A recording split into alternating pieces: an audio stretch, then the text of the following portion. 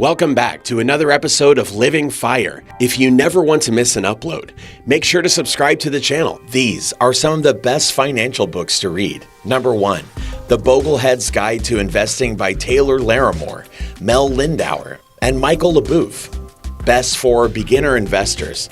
The Boglehead's Guide to Investing is a great first investing book, created by followers of John C. Bogle, founder of the Vanguard Group and advocate for the Index Mutual Fund. This book outlines the Boglehead style of investing in a way that's clear and easy to understand. The book is a product of a movement away from attempts to time the market and instead toward a slow and steady investment strategy that relies on a few simple principles, including keeping investing expenses low. Number 2, Financial Freedom by Grant Sabatier, best for millennials. Called the Millennial Millionaire, Grant Sabatier shares his strategies for going from 24 years old and broke to having a net worth of more than $1.25 million in just 5 years in his book Financial Freedom. Becoming financially free might mean having the freedom to quit a hated job or travel the world, and this book provides a step-by-step guide to achieving those goals, whatever they may be. The process will likely involve some creativity and outside-the-box thinking, but his advice is also practical and manageable. He covers topics like side hustles, employer negotiations, and investment strategy, with the ultimate goal of creating more time to do what you love. Number 3, The Total Money Makeover by Dave Ramsey, best for borrowers. Applauded for its tough approach to money management, The Total Money Makeover can truly make a difference in the lives of those struggling with debt and credit cards. Dave Ramsey says families should start with 7 steps, including save $1,000 in an emergency fund, pay off all debt except mortgage, using a debt snowball strategy, and save 3 to 6 months of expenses in a fully funded emergency fund.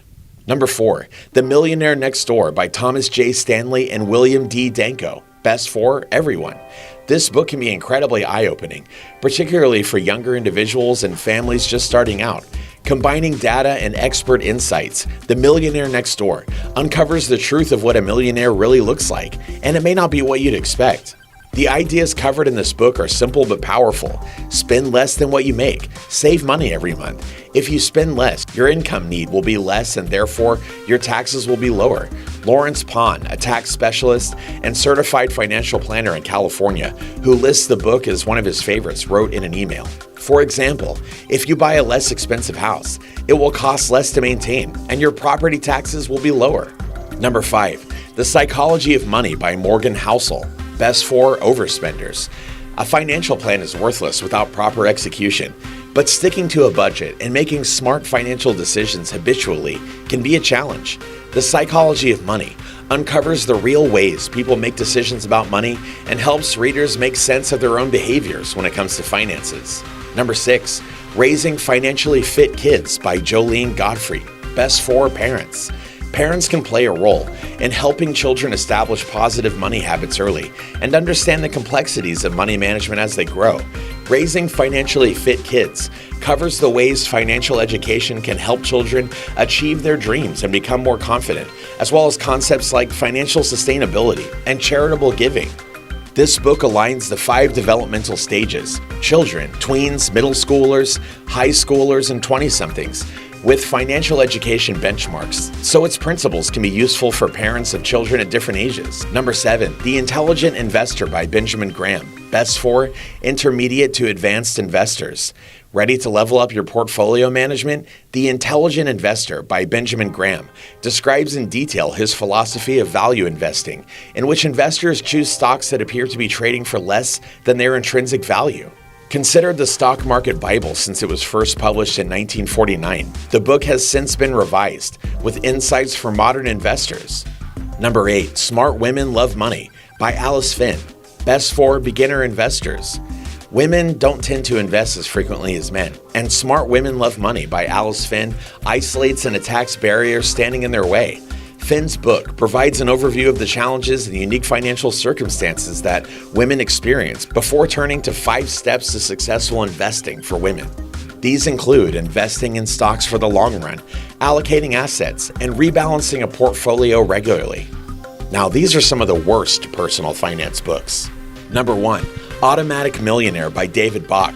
Automatic Millionaire by David Bach is such a popular personal finance book that it charts on the New York Times bestseller list. The thing that makes this book one of the worst personal finance books not worth your time is that a lot of the advice is not really applicable. For example, Bach includes a whole section about the infamous latte factor, which has to do with not spending money buying coffee. This is great, but if you aren't an avid coffee drinker, you are pretty much skipping one of the biggest pieces of advice in the book. Additionally, things like assuming people can purchase two houses, one to rent out to another and one to live in with your family. We just feel like this isn't a realistic goal for everyone, and the author does not make this apparent. He just touts this advice like all his points apply to everyone. Number 2, Get a Financial Life by Beth Kobliner. Not a great book for intermediate or advanced personal finance fanatics. The thing about Get a Financial Life by Beth Kobliner is that the book is for complete beginners. Even though it touts that anyone in their 20s and 30s can read it, it's extremely rudimentary. You won't learn anything new or get value out of this book because you already know everything from self-teaching research in college. Number 3, The 4-Hour Workweek by Tim Ferriss. The 4-Hour Workweek by Tim Ferriss does have some great nuggets in it about productivity and not wasting any time so that you don't have to work as much throughout your life. But the book isn't really best for everyone. Much like Automatic Millionaire by David Bach, the 4-Hour Workweek is really only for people that want to start their own business, escape the 9-to-5, and have the capacity to be a dickhead boss. For example, Ferriss notes that you should let your business team know that you are not available for any questions and not even during work emergencies. And again, your business team here is those who work for you and do everything because you only work 4 hours and outsource every task to them or someone in a foreign country for low wages. The type of person Ferriss promotes you to be is just not realistic and honestly really arrogant and elusive. Number 4, The Essays of Warren Buffett by Warren Buffett and Lawrence A. Cunningham. Unfortunately, this is another dud. The Essays of Warren Buffett by Warren Buffett and Lawrence A. Cunningham was just so dense and boring. There were high expectations with this book as well because of the great reviews and because of Warren Buffett's amazing presence within the investing world. For those that don't know, Warren Buffett is basically like one of the investing kings of our generation. His company, Berkshire Hathaway, is hugely successful and has a net worth in the multi-billions. Buffett himself is currently the 4th wealthiest person in the world, and he's one of those glorified investors that actually beat the market. So as you would guess, it would be an epic book to pick up and start learning everything from this investing god. But the book is honestly just so dense.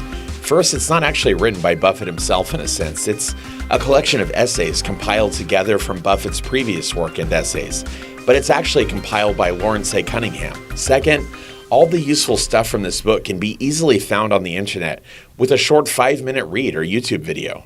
And with that, we've reached the end of this episode, all about some of the best and worst financial books to read and why. Have you read any of the previously mentioned books? Which of them were your favorite? If you know of any books that you enjoyed that we didn't mention, then get involved and let us know in the comments section down below. If you enjoyed this one and found it helpful, remember to leave a like on the video and to subscribe to Living Fire for even more amazing videos just like this one. Thank you for watching, and we'll see you in the next one.